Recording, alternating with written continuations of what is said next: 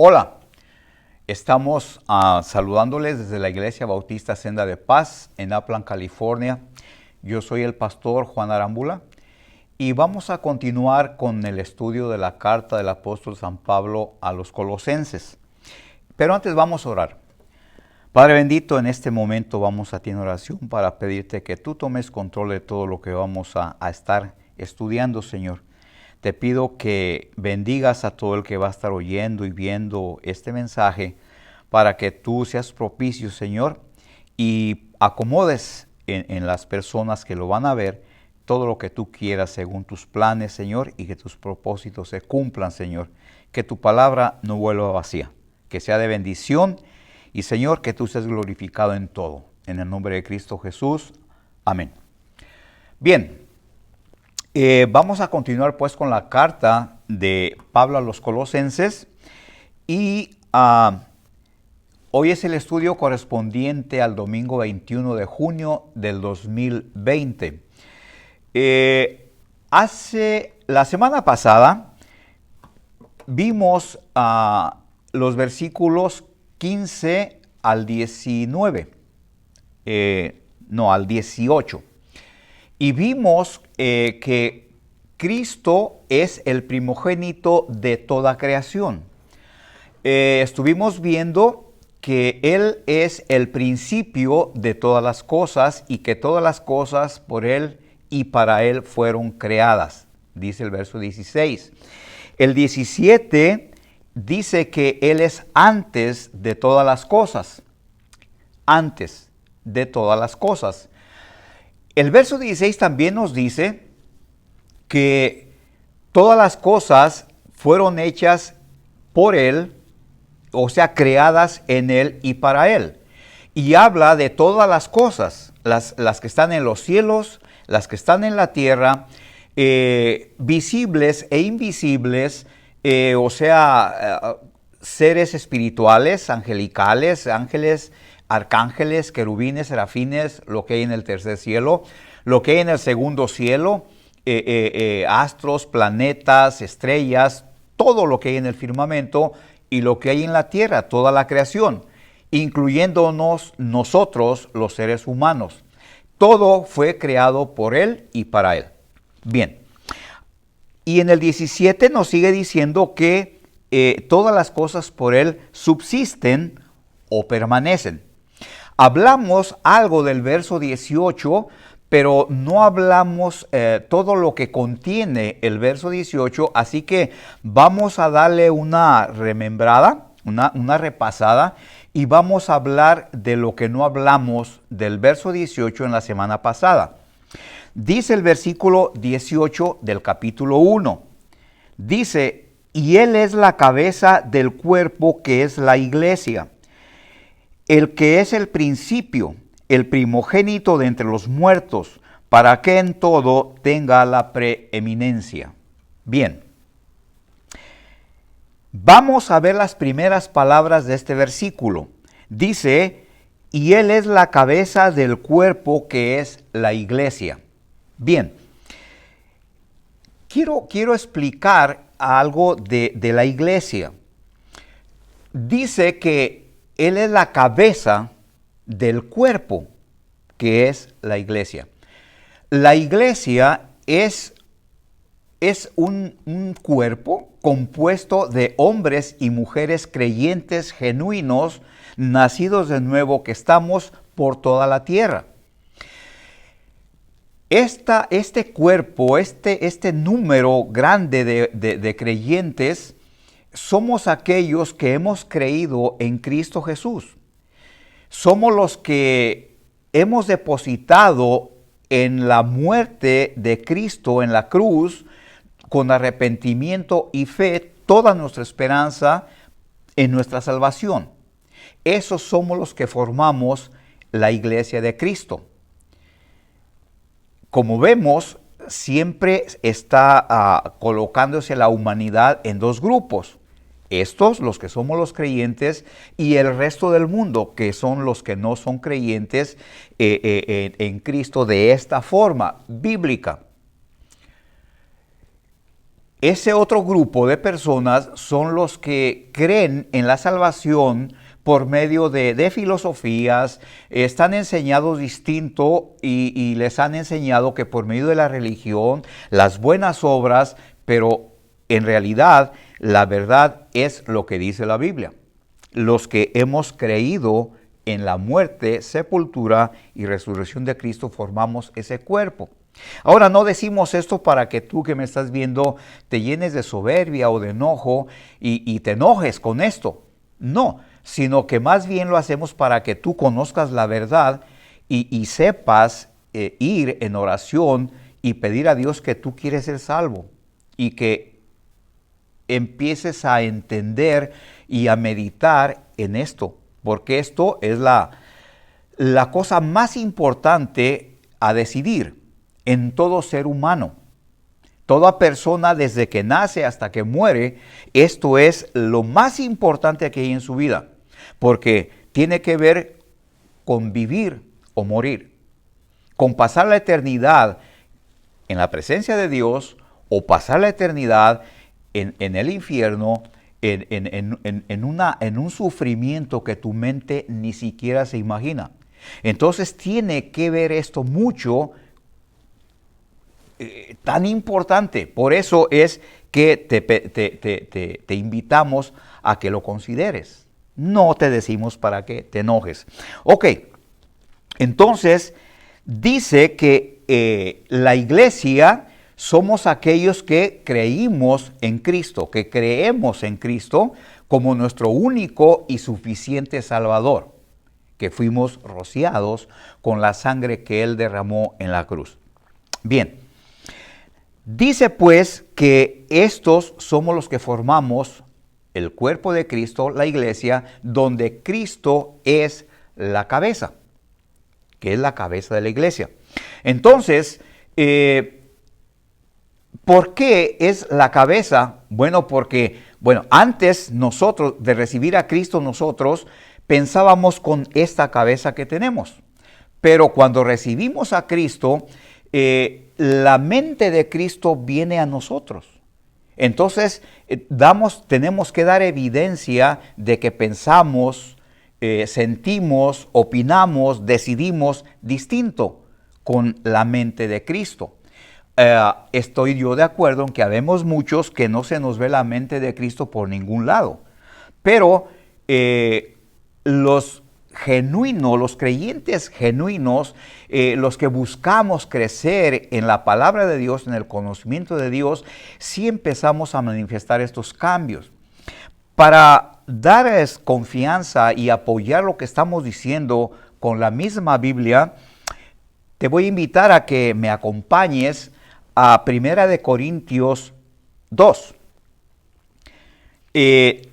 Yo te recomiendo que tengas a la mano tu Biblia, tu pluma y tu cuaderno para que anotes, porque el hecho de mostrar interés en los estudios que Dios nos da es muy bueno. La palabra de Dios siempre lleva bendición. Y te quiero recomendar, te quiero decir que según el interés que Dios vea en tu corazón, es lo que te va a dar.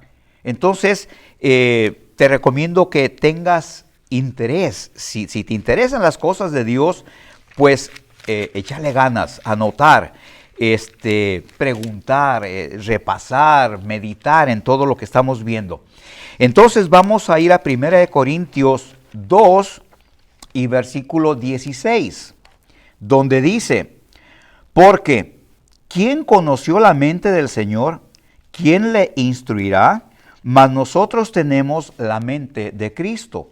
Entonces, no es que a mí se me ocurra decir esto, es que es Dios el que nos dice que cuando le recibimos a Él, su mente viene a nuestra mente y es el que nos va a estar moldeando, guiando, modificando en nuestro crecimiento espiritual.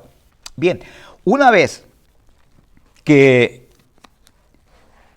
dijimos lo que es la iglesia, entonces dice lo que sigue. Dice, y Él es la cabeza del cuerpo que es la iglesia. Dice, el que es el principio. Entonces, vamos a ver cada palabra y qué nos dice aquí la palabra de Dios con qué es el principio. Primero, dijimos que en el verso 16, que Él es el primogénito de toda la creación, que Él es antes de toda creación.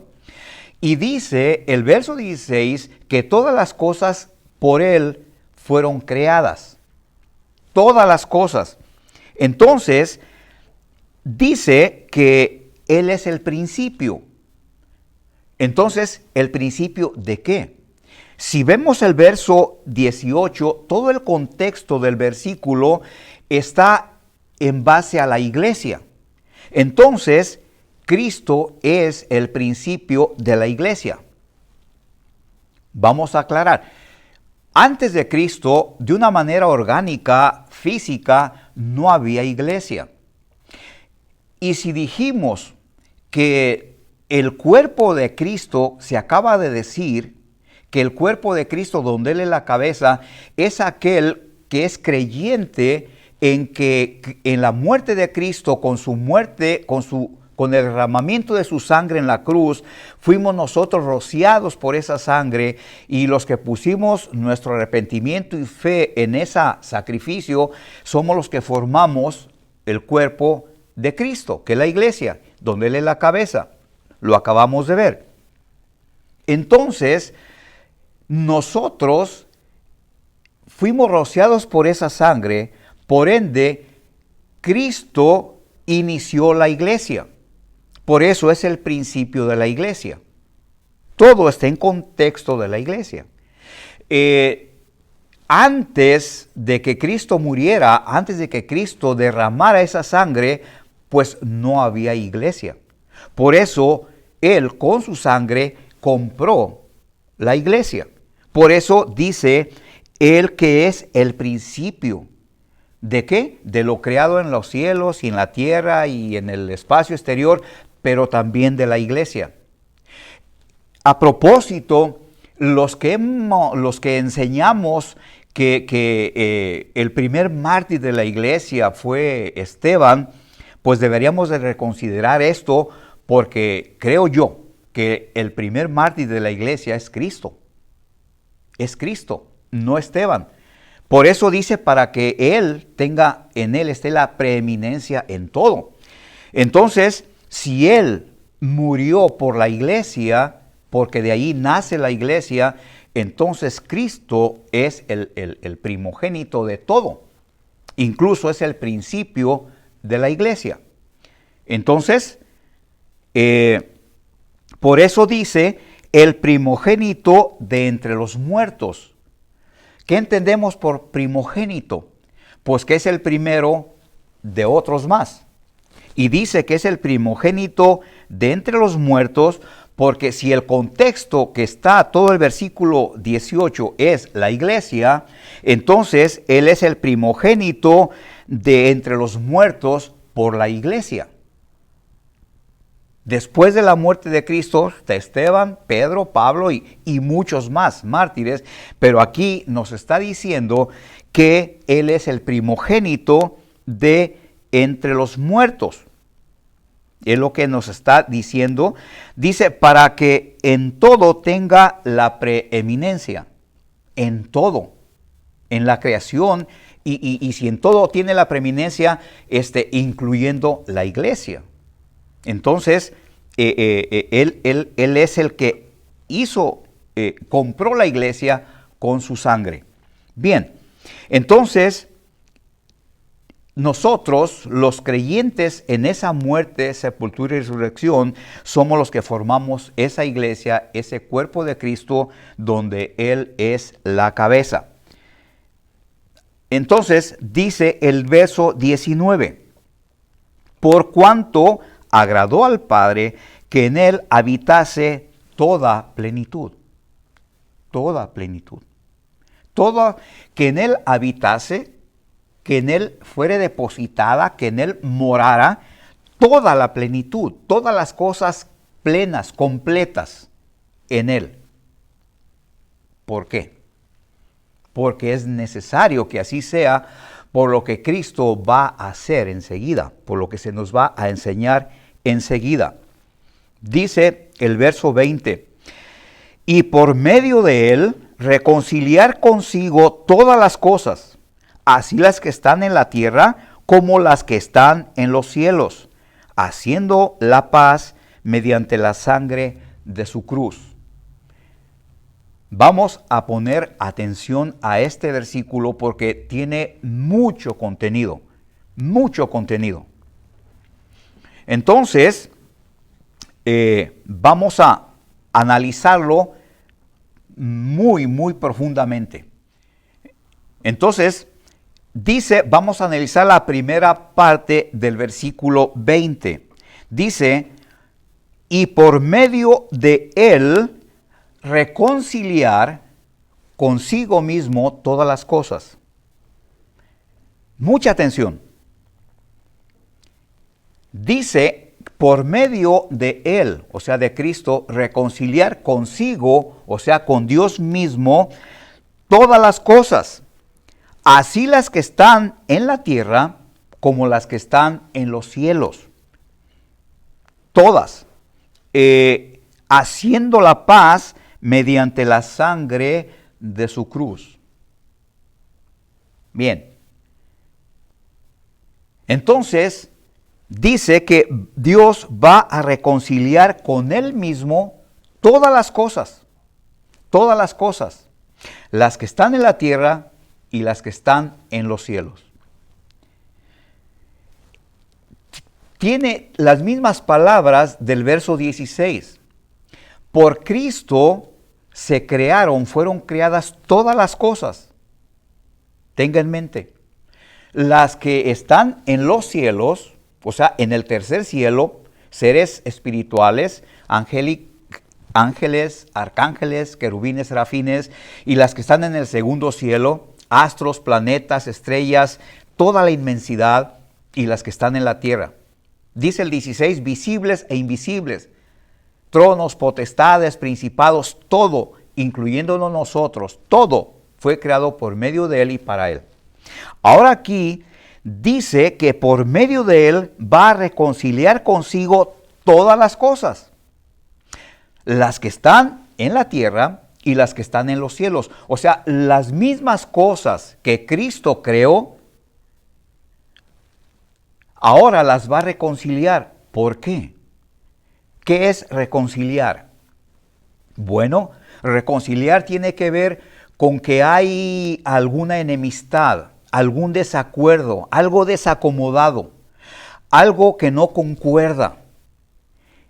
Y vamos a hablar del pecado. Todas las cosas, refiriéndonos a las cosas vivas, están no en armonía con Dios y se van a acomodar. Dice aquí que Dios quiere reconciliar todas las cosas que fueron creadas, pero ¿por qué reconciliarlas? Porque hay cierto desacuerdo, cosas que no están en armonía. Y tenemos que hablar del pecado. Y vamos a hablar de dos pecados, porque estamos hablando de todas las cosas, las que hay en la tierra y las que están en los cielos. Hay un pecado que es el pecado original. Es el pecado que cometió Lucero, el ser más grande de la creación angelical de Dios. Era el portador de la luz.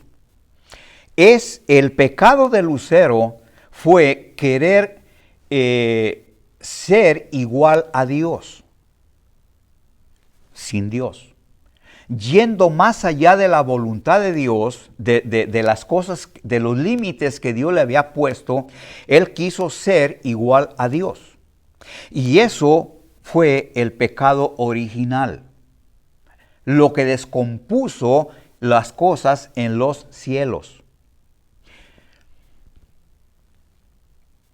Dios no le va a permitir que sea semejante a Él.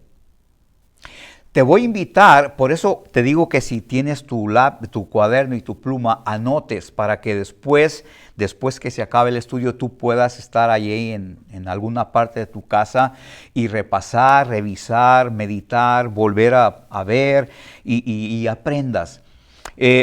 Vamos a darle base bíblica a lo que estamos viendo.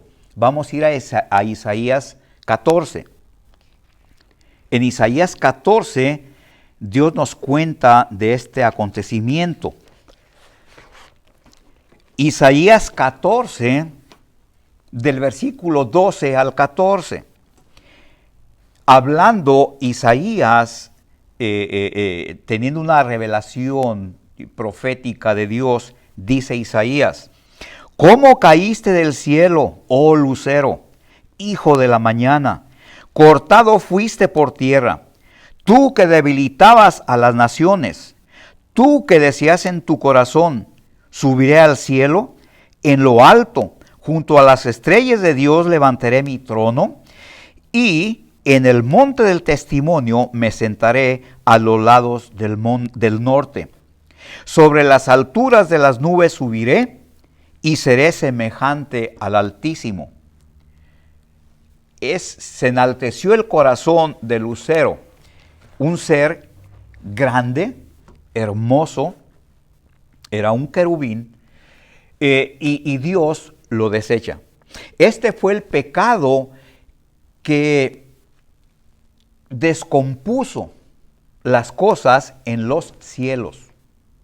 Porque cuando se revela Lucero, que luego será Satanás, Lucifer, una tercera parte de ángeles se va con él y descompone el orden de las cosas angelicales. Ese es el pecado original que trastornó toda la creación de Dios angelicalmente.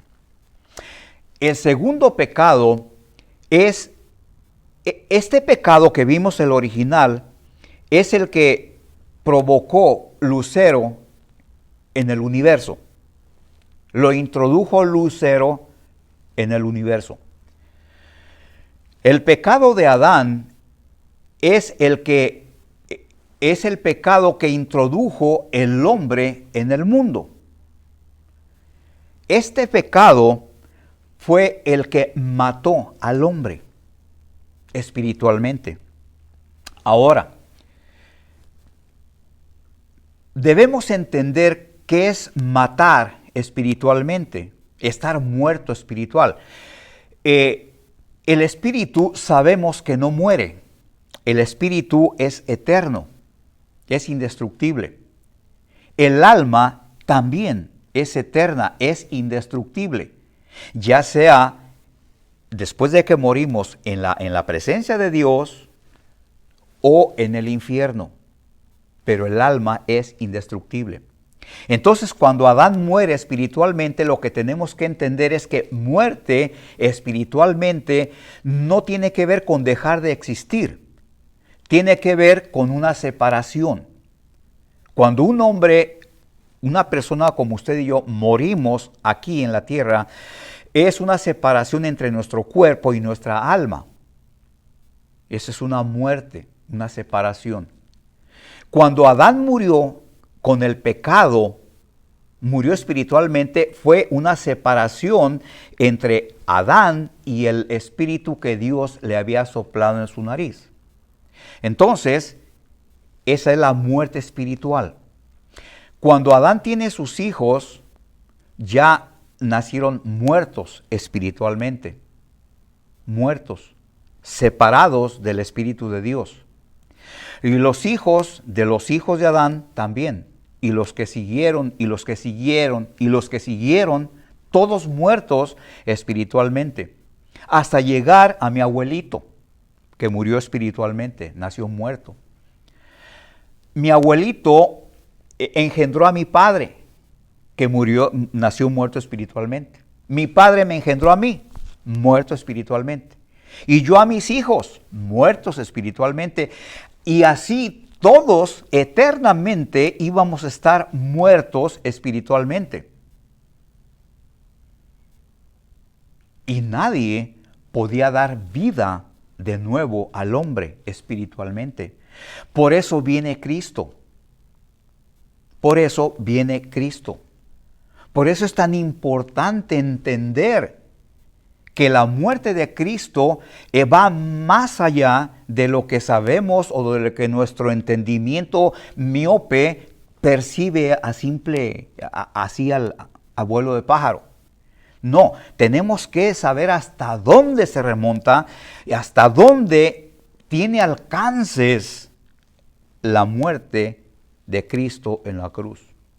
Porque dice aquí que el verso 20, que por medio de él va a reconciliar Dios consigo mismo todas las cosas, las que están en la tierra y las que están en los cielos. Si usted nota, el orden de las cosas tiene que ver en la Biblia. Si usted nota en el verso 16, cuando fueron creadas todas las cosas por medio de él y para él, se menciona primero los cielos y luego la tierra, porque se hicieron primero los cielos y después la tierra. Pero ahora que Dios va a reconciliar todas las cosas, se cambió el orden. Dice, las que están en la tierra y las que están en los cielos, porque se va a empezar la reconciliación es acá, porque el pecado y todo está acá. Entonces, decimos, toda la creación que fue creada por medio de Cristo, por él y para él, fue afectada por el pecado. Ya dijimos, el 1, el pecado original de Lucero, que introdujo el pecado en el universo, y el pecado 2, que es el que introdujo a Adán en el mundo, el cual nos mató a todos, como lo hemos visto. Entonces, Dios ahora quiere reconciliar, llegó el tiempo de reconciliar con Él mismo todas las cosas, ponerlas en orden, de llegar a acuerdo, a concordar todo. Y es necesaria la muerte de Cristo. Porque el pecado que afectó a Adán y que lo mató, entonces ahora tiene que revivir el hombre. Todos nacemos muertos, pero se necesitaba una persona viva para dar vida. Y todos nacemos muertos espiritualmente. Por eso viene Cristo para morir por el hombre. Para morir por él. Pero voy a corregir, no para morir por el hombre. Cristo no murió por el hombre. Cristo no murió por usted, ni por mí, ni por nadie. Cristo murió por el pecado. Para destruir la obra de Satanás, que es el pecado que mata. Entienda bien esto. Cuando viene Cristo y va a la cruz, Él muere, pero al morir, hace morir todos los pecados del mundo. Entonces, Cristo no me mata. Cristo me da vida con su muerte, porque con su muerte mató al pecado que me mataba. Dice Romanos 5:12, dice, por tanto, o sea, por todo lo antes dicho, usted puede ver todo el capítulo 5 de Romanos, dice, por tanto, como el pecado entró en el mundo por un hombre, y por el pecado la muerte, así la muerte pasó a todos los hombres, por cuanto todos pecaron. No hay quien no peque, ni siquiera uno, dice la Biblia. Entonces Cristo viene y va a la cruz, muere en la cruz para eliminar, para matar el pecado que me mataba. Y eso es la obra redentora. Por eso dijimos que el que recibe a Cristo, el que deposita en arrepentimiento y fe su esperanza de salvación en Cristo como el único, como el suficiente Salvador, es salvo, gratis, así de sencillo. Para que esto quede claro, si nos está viendo alguien que tiene una enseñanza distinta, que le han enseñado que por la religión, que por las buenas obras eres salvo, no es así.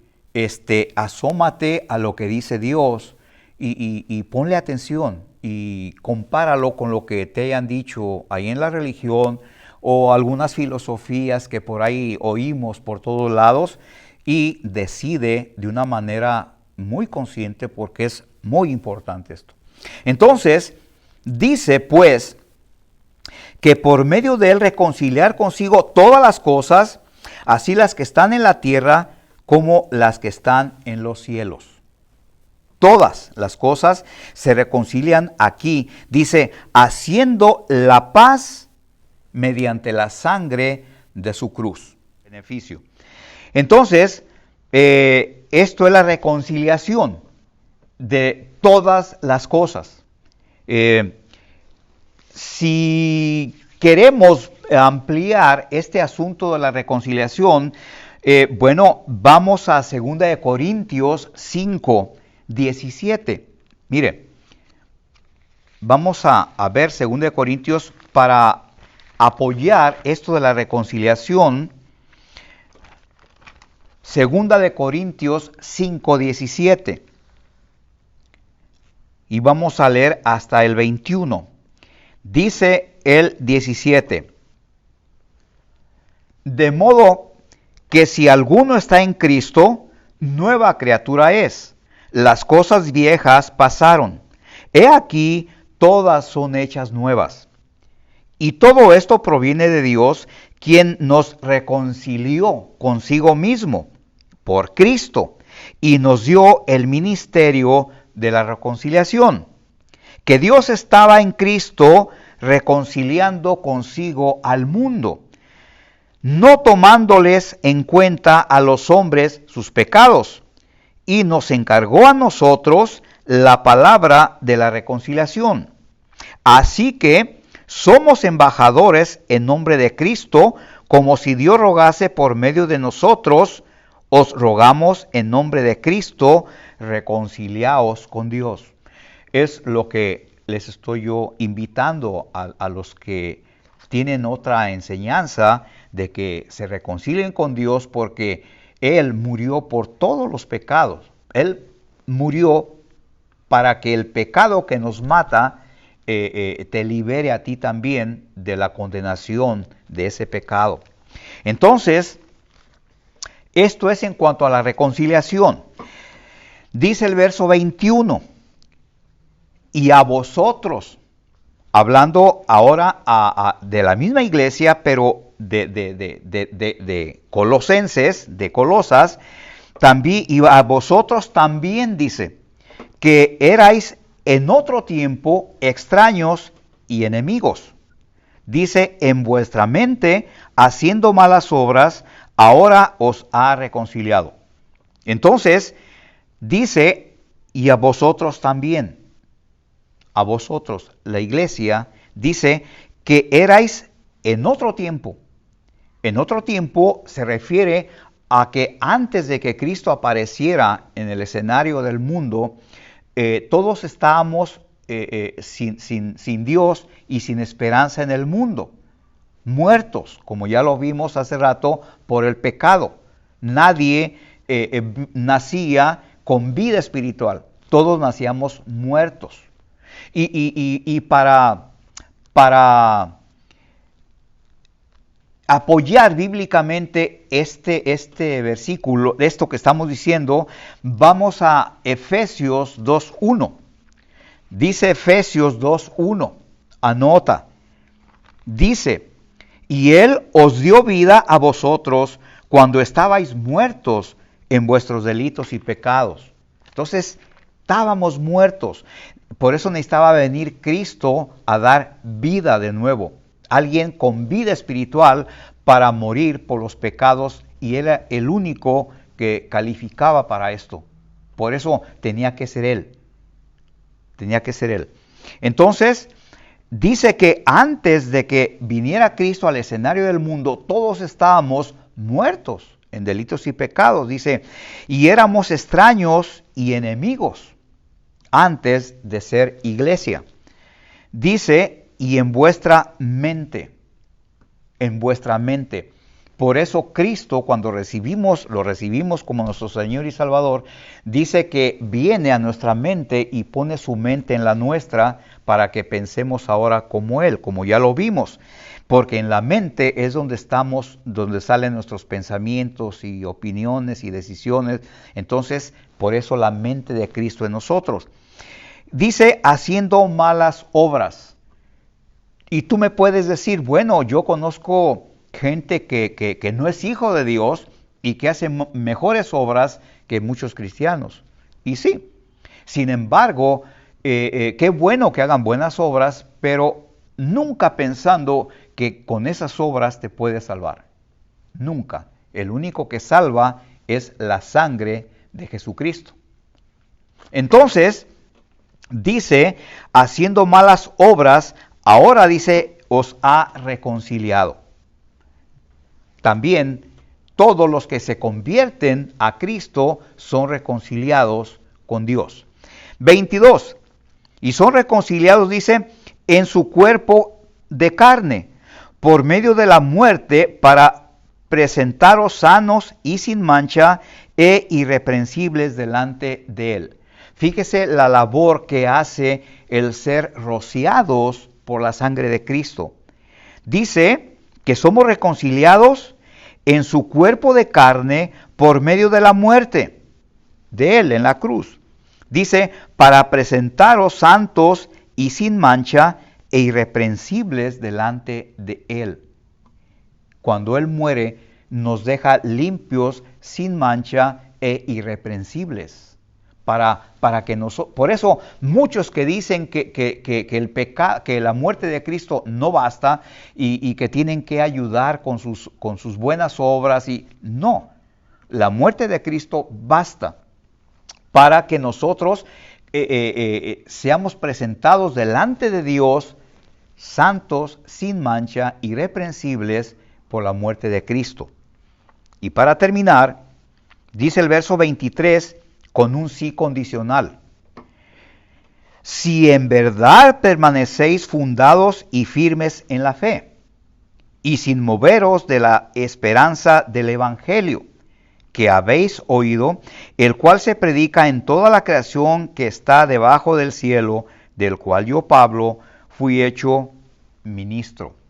O sea, dice, esto te va a presentar como una persona irreprensible, santa, limpia delante de Dios. Dice, si en verdad permanece fundados y firmes en la fe. O sea, constantes, creyendo, progresando, madurando. Y esto lo vas a lograr solamente con estudios bíblicos, con predicaciones, con discipulado y con ese interés que Dios debe ver en tu corazón para que Él te revele y te dé el crecimiento, porque en Él está el querer como el hacer, y así también el crecer espiritualmente es de Él. Pero no te va a dar si no ve interés en tu corazón. Habla el Evangelio de no echar rosas, flores a los puercos. Entonces, habla fuerte por allí, algunas palabras fuertes, pero es lo que Dios dice, no dar la palabra santa a gente que no la va a aprovechar. Eso, va por ahí el asunto. Dice que si estás sin moverte de la esperanza del Evangelio, o sea, porque Pablo dice esto porque después de que él hacía una iglesia, la levantaba y les mandaba una carta, luego llegaba gente, judaizantes, desacreditándolo. Que Pablo no era nadie, que Pablo se había puesto solo, que él no tenía autoridad, que él no era un apóstol original. Entonces Pablo por eso dice esto, no se muevan de la esperanza del evangelio que yo les he traído. Yo soy un apóstol de Jesucristo, dice, dice el versículo 1. Entonces, dice, no se muevan de este evangelio, de esta esperanza que yo les traigo, pongan su fe aquí de todo lo que habéis oído, no se muevan de esta manera de pensar y de sentir que yo les he traído con el evangelio. Dice, el cual se predica en toda creación para que en toda creación que está debajo del cielo, el cual yo, Pablo, fui hecho ministro. Entonces, vamos a llegar hasta aquí. La próxima semana vamos a continuar y como les digo, esto traten de ustedes de meditar, de revisar lo que hemos visto, de analizar los versículos que les dimos y para que Dios allí les revele cosas ahí en privado a ustedes. Nos vemos la próxima semana y que Dios les bendiga.